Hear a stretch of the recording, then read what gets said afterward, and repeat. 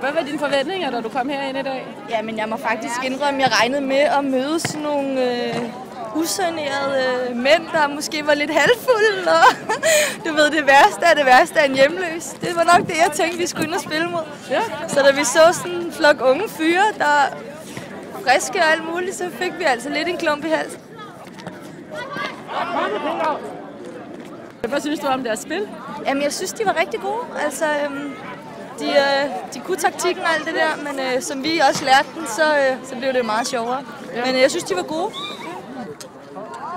Kom igen, Claus, det er okay! Hvad synes du var deres styrke? Ja. Men det var jo, at de kendte til det, og man kunne se, at de havde spillet det mange gange før, og vidste, hvordan man skulle dække op og spille bolden rundt og alt det der. Det synes jeg, de var rigtig gode til. Og hvis du skulle ose ud af dine erfaringer og give dem nogle gode råd her, inden de skal til VM til august, hvad synes du, de skulle forbedre eller fokusere på? Det må i hvert fald deres kondi lidt måske, skal nok blive lidt bedre, og så deres små afleveringer, de nemme afleveringer, så hver aflevering bliver i skabet. Men ellers synes jeg, de spiller rigtig godt. Så skal de bare holde fast, så tror jeg, de kommer langt. Super, tak skal du have. Selv tak.